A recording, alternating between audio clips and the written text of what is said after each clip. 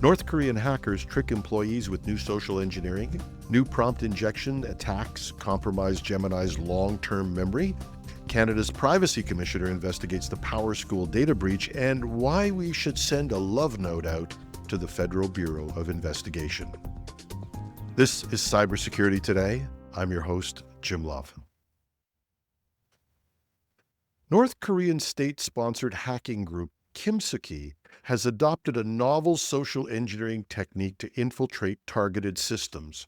According to Microsoft's threat intelligence team, the attackers pose as South Korean government officials to establish trust with their targets.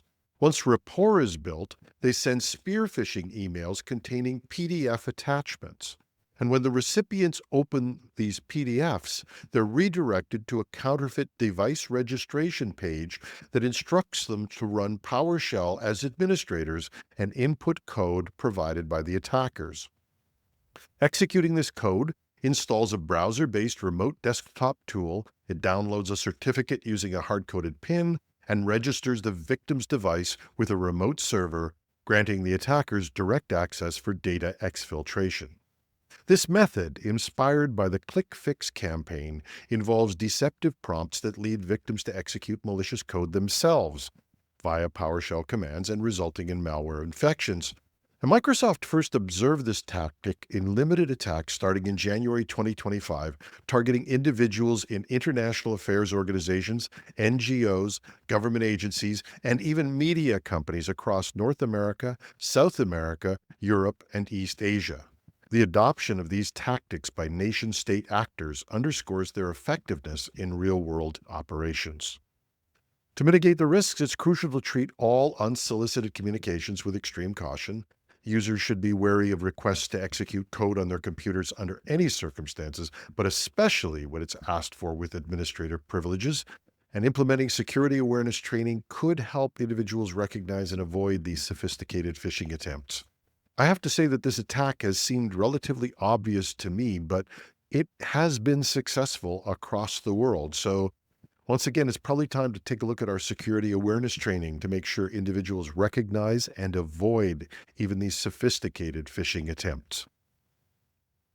A recent demonstration by security researcher Johan Reberger has revealed a novel prompt injection attack that corrupts the long-term memory of Google's Gemini AI. This technique allows attackers to manipulate the AI's memory, leading it to retain and recall false information. In the demonstration, Reberger crafted a prompt that deceived Gemini into permanently remembering the user as a 102-year-old flat earther. This manipulation persisted across sessions, indicating significant vulnerability in the AI's memory management. Prompt injection attacks involve inserting malicious instructions into the input provided to AI models, causing them to behave unexpectedly or disclose confidential information. This incident underscores the challenges in securing AI systems against such exploits, especially as they become more integrated into applications with long-term memory capabilities. Now, while this is the latest in the prompt injection types of attacks, more and more reports are surfacing. I saw a demonstration this morning of how commands could be buried in an emoticon using Unicode, a smiley. And while many people were criticizing the DeepSeek hacks that occurred, we warned that the larger US AI models were also vulnerable 2 days before it was announced that someone had jailbroken the very latest OpenAI model. Many experts have warned that it can take surprisingly small amounts of data to corrupt an AI model. So while the rush is on for AI supremacy, and even the Vice President of the United States is giving the US's official position as worrying more about being first than being safe, warning lights should be flashing as we will become more and more dependent on these systems in the coming months and years. Canada's Privacy Commissioner, Philippe Dufresne, has initiated a formal investigation into a significant cybersecurity breach involving PowerSchool, a widely used student information system. The breach has potentially exposed personal data of students across multiple provinces of Canada, especially Ontario and Alberta.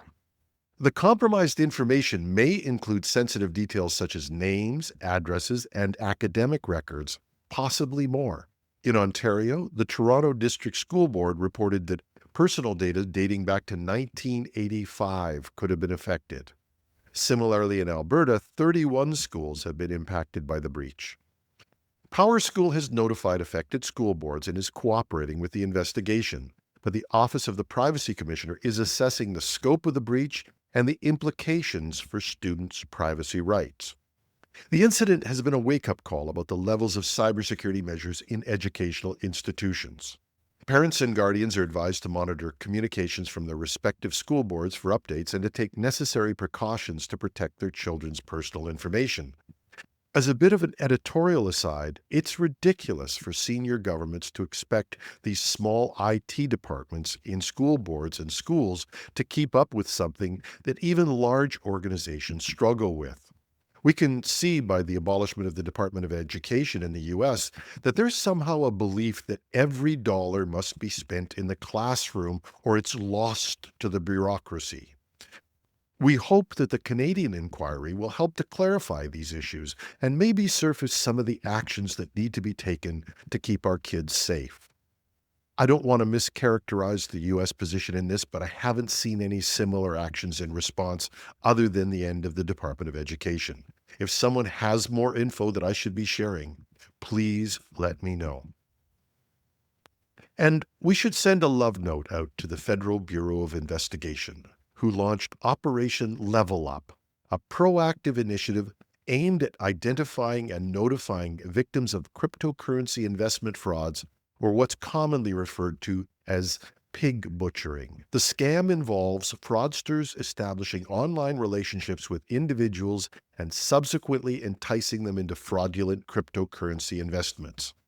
Victims are often persuaded to invest increasing amounts into seemingly profitable platforms, only to find themselves unable to withdraw their funds.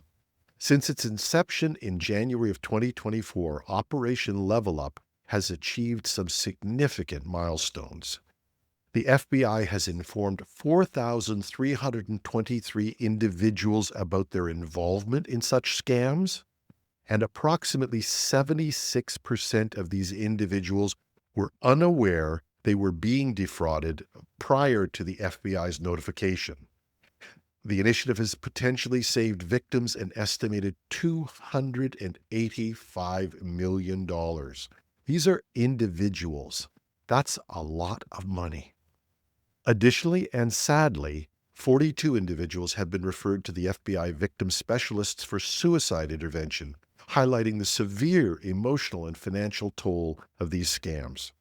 The FBI advises the public to be vigilant and to recognize common indicators of such scams: unsolicited online contacts proposing investment opportunities, requests to move conversations to encrypted messaging platforms, promises of high returns coupled with pressure to invest quickly, encouragement to limit communication with financial advisors or family members, and difficulties in withdrawing funds or demands for additional fees to facilitate withdrawals.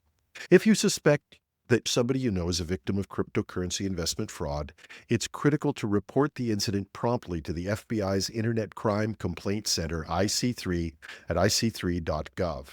And their site has a great info piece with further information that is a must-read for us all in any country. And beyond that, it's a must-share, especially with those you love. And if you're in a position to get the point across, it's a great reason why governments everywhere need to invest in cyber policing. If that note about people needing suicide counseling doesn't get to you, nobody's that heartless. So for all of you, there's a link in the show notes. This weekend, we're going to share our AI-related show. It looks at questions that executives should be asking about AI. And while it's not totally focused on cybersecurity, once again, we will all benefit from a better understanding and more intelligent conversations about AI. It'll be there on Saturday morning with your morning coffee or whenever you listen to long-form podcasts. I'm your host, Jim Love. Thanks for listening.